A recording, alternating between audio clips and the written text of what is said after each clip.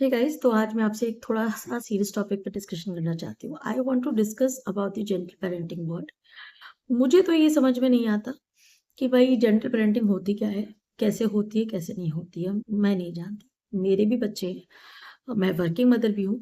मुझे घर भी देखना है, ऑफिस भी देखना है, सब कुछ बच्चे भी देखने हैं, सब कुछ देखना है। कभी-कभी होता है कि बच्चे आउट ऑफ कंट्रोल हो जाते हैं, अपना इतना टेंट्रम्स दिखाते हैं कि मतलब व्हाटएवर यू से, whatever you do, they don't listen. That point of time you lose your coolness. You have to raise your voice. You have to bring them in some discipline. And मुझे लगता है अगर आप बच्चे को firmly बोल रहे हो या थोड़ा सा आपने चिल्ला दिया तो इसमें कोई गलत नहीं है।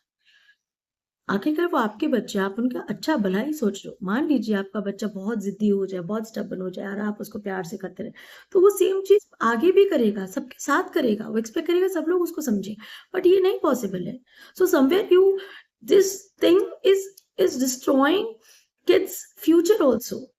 मतलब सोसाइटी में आप सोच के देखिए, क्या सोसाइटी उनसे सेम बिहेवियर करेगी जब वो बड़े होंगे, बाहर जाएंगे? नहीं।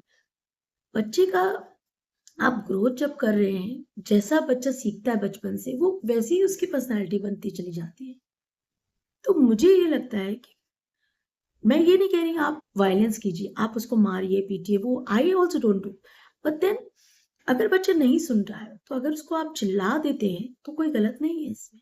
आप उसको फर्मली बोल देते तो कोई गलत नहीं है। आप उसको एक डिसिप्लिन में सिखा रहे हैं कि ठीक है, आपकी थोड़ी बातें मानी जाएंगी, थोड़ी बातें आपको पेरेंट्स की माननी है।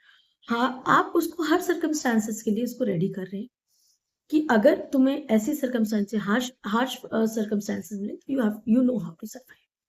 सो this is a balance. So मुझे ये समझ नहीं आता कि why this word of gentle parenting has become a taboo.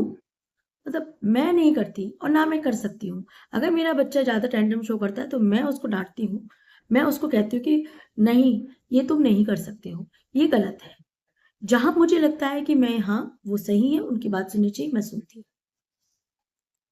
But एक लिमिट तक। They know there limits and for their future, for their benefit, I feel they should know the limits and the discipline. बाकी आप लोग मुझे comment करके बताइए, आप लोग कैसे करते हैं?